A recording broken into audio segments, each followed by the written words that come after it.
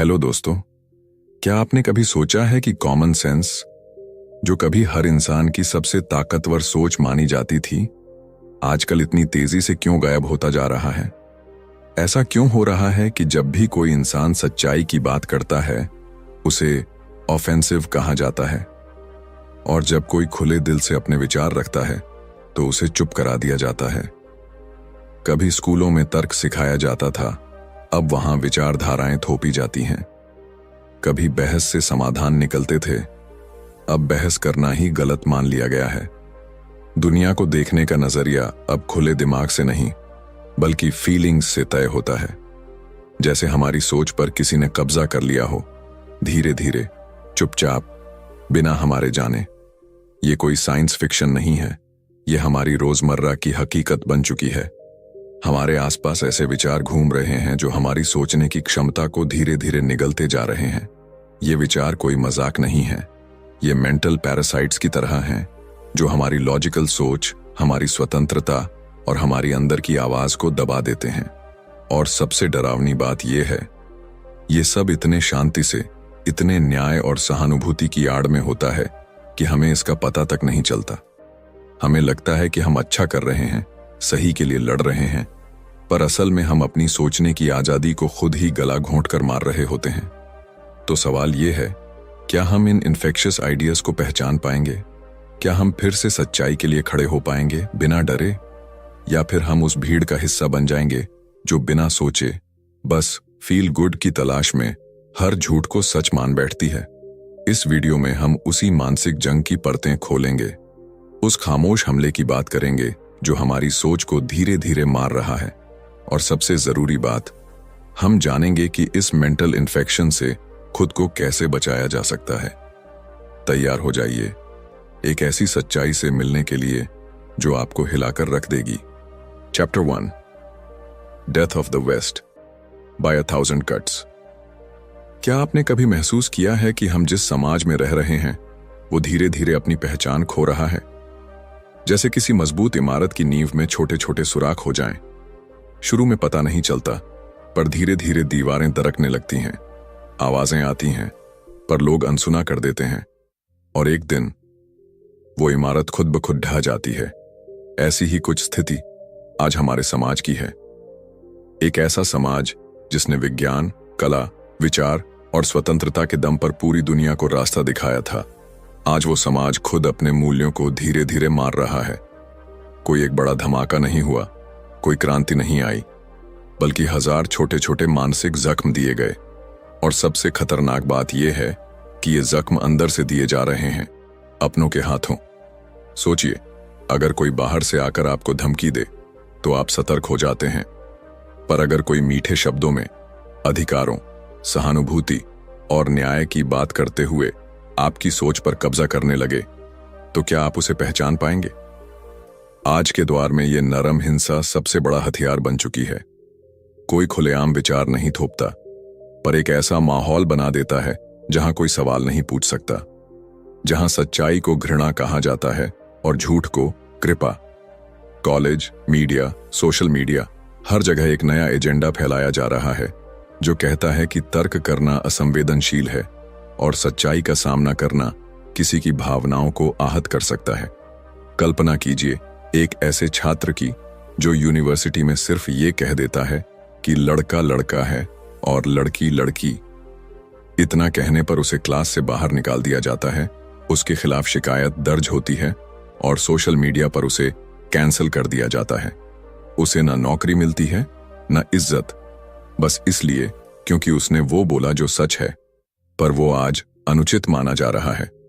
एक और उदाहरण लीजिए, एक प्रोफेसर जिसने सालों की मेहनत से किताबें लिखी, रिसर्च की और दुनिया भर में छात्रों को पढ़ाया।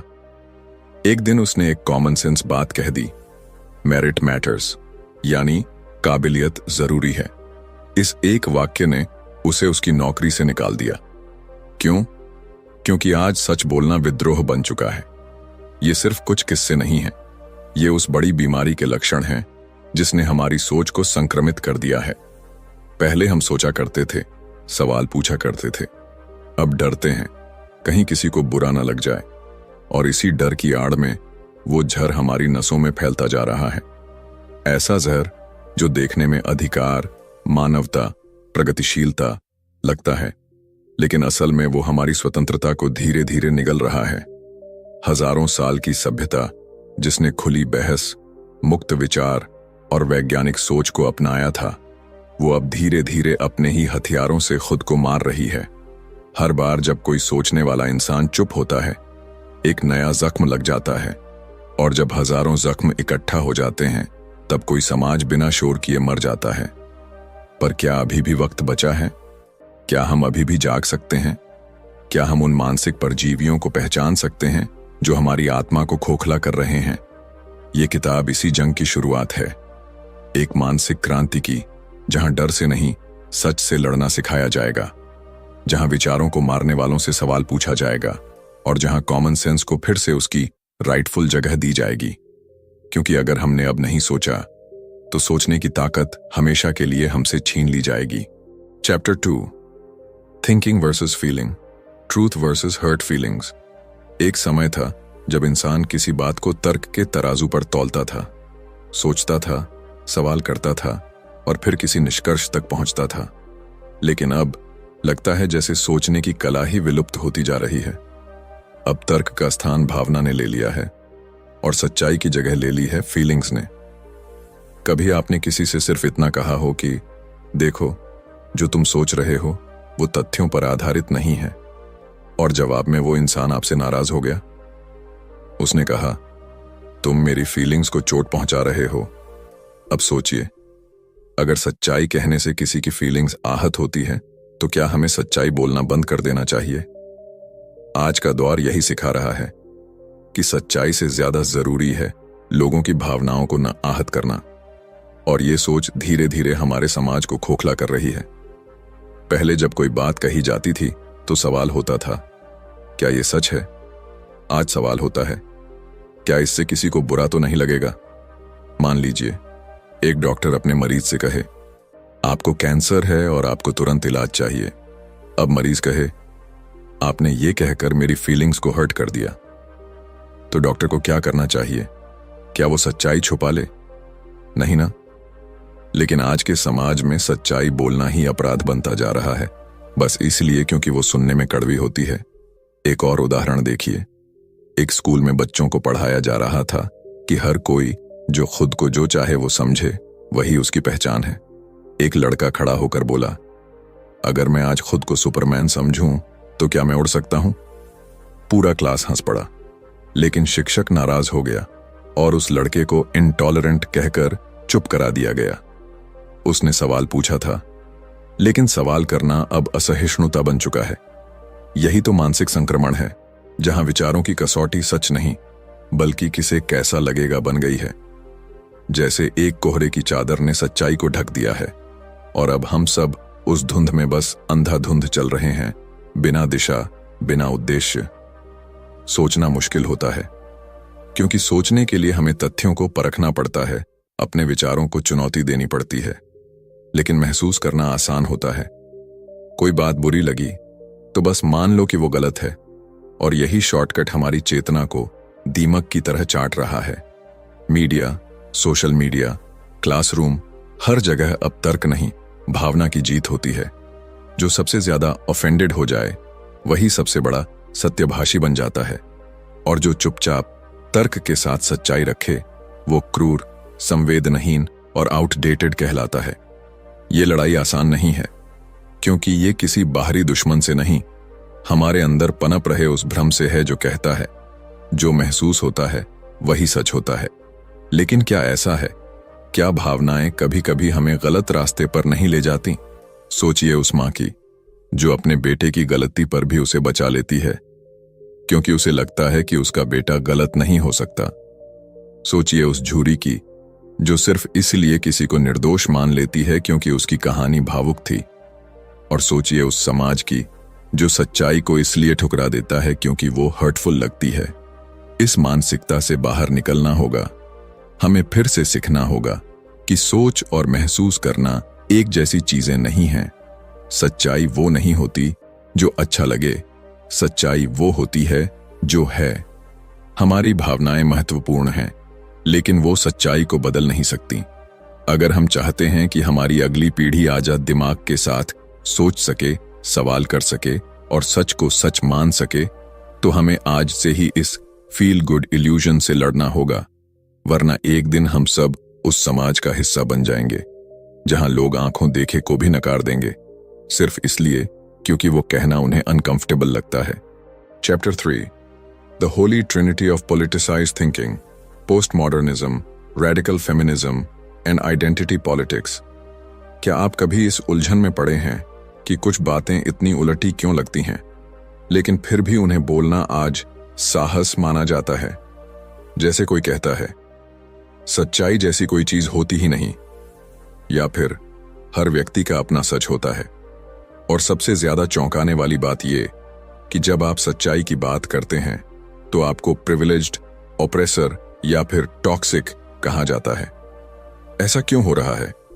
ये कोई अचानक पैदा हुई बीमारी नहीं है। ये तो दशकों से धीरे धीरे पनपता हुआ जहर है जो अब हमारे समाज, शिक्षा प्रणाली और सोच के हर कोने में फैल चुका है। इस जहर के 3 मुख्य स्रोत हैं: उत्तराधुनिकता, पोस्ट मॉडर्निज्म, कट्टर नारीवाद, रेडिकल फेमिनिज्म और पहचान की राजनीति, आइडेंटिटी पॉलिटिक्स। तीनों अलग अलग रास्तों से शुरू हुए, लेकिन एक ही मंजिल की ओर बढ़े: सच्चाई को मिटाकर संवेदनशीलता की मूर्ति बनाना। पहले बात करते हैं उत्तराधुनिकता की, वो सोच जो कहती है कि किसी भी बात की कोई एब्सोल्यूट ट्रूथ नहीं होती। मतलब न कोई सही न कोई गलत, हर चीज सिर्फ पर्सपेक्टिव है। अब जरा सोचिए, अगर हर किसी का अपना सच है तो क्या कोई मर्डर करने वाला भी कह सकता है कि मेरे लिए यह हत्या नहीं थी? क्या कोई झूठ बोलने वाला कहे, मेरे लिए यह झूठ नहीं था? ये सोच किसी भी नैतिक आधार को पूरी तरह खत्म कर देती है। स्कूलों और कॉलेजों में जब बच्चों को सिखाया जाता है कि there are no right answers, तो सोचिए वो आगे जाकर क्या सोचेंगे। वो तो हर बात को ओपिनियन मानकर तर्क और सत्य को ही खारिज कर देंगे। अब आइए कट्टर नारीवाद पर। महिलाओं के अधिकारों की लड़ाई कभी समानता के लिए थी, लेकिन अब यह विचार एक ऐसे मोड़ पर आ चुका है जहां पुरुष होना ही अपराध बन चुका है। हर पुरुष को पोटेंशियल हैरेसर की तरह देखा जाता है, हर सफलता को मेल प्रिविलेज कहा जाता है, और हर तर्क अगर किसी महिला की भावनाओं को छू जाए तो उसे मिसोजिनी घोषित कर दिया जाता है। नारीवाद अब समान अधिकार की मांग नहीं, बल्कि सत्ता के संतुलन को पलटने की एक कोशिश बन चुका है, जहां लिंग के आधार पर न्याय तय किया जाता है, न कि इंसान के व्यवहार से। तीसरी और सबसे खतरनाक है पहचान की राजनीति। ये सोच कहती है कि इंसान क्या सोचता है, क्या करता है, ये मायने नहीं रखता। मायने रखती है उसकी जाति, उसका रंग, उसका धर्म, उसका लिंग, यानी आपकी पहचान ही आपकी सच्चाई है। अब जरा सोचिए, जब कोई कहता है आप इस विषय पर बोल ही नहीं सकते क्योंकि आप इस समुदाय से नहीं हैं, तो क्या वो तर्क कर रहा है या सिर्फ चुप कराना चाहता है? क्या तर्क को अब जाति और वर्ग से मापा जाएगा? क्या अब मेरिट का कोई अर्थ नहीं रह जाएगा? इस त्रयी ने मिलकर एक ऐसी विचारधारा तैयार की है जहां तर्क, सच्चाई और स्वतंत्रता को सिर्फ इसलिए कुचल दिया जाता है क्योंकि वो हर्टफुल लग सकते हैं या किसी पावर स्ट्रक्चर को चैलेंज कर सकते हैं।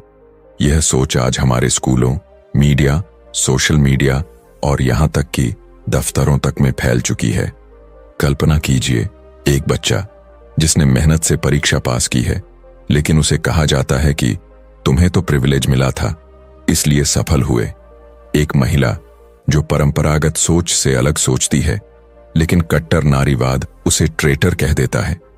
एक प्रोफेसर जो सिर्फ ये कहता है कि तर्क होना चाहिए, तथ्यों के आधार पर बात होनी चाहिए, लेकिन उसे प्रॉब्लमैटिक कहकर नौकरी से निकाल दिया जाता है। इस मानसिकता ने समाज में एक अजीब डर पैदा कर दिया है, बोलने का डर, सोचने का डर और सच को सामने लाने का डर। और सबसे बड़ी विडंबना यह है कि ये सब स्वतंत्रता और समानता के नाम पर हो रहा है। अब वक्त आ गया है जब हम इस विचारधारा की परतों को समझें, जब हम ये पहचानें कि क्या सच में हम उन लोगों की मदद कर रहे हैं जिन्हें जरूरत है, या फिर हम बस एक ऐसा सिस्टम बना रहे हैं जहां सोचने की आजादी खत्म हो जाए। हर सभ्यता की परीक्षा तब होती है जब उसकी मूलभूत मान्यताएं खतरे में होती हैं। और आज हमारी सोच, हमारी भाषा और हमारे तर्क की स्वतंत्रता उसी मोड़ पर खड़ी है। क्या हम इसे पहचान पाएंगे, या फिर हम भी उस भीड़ का हिस्सा बन जाएंगे जो हर जोर से बोले गए झूठ को सच मान लेती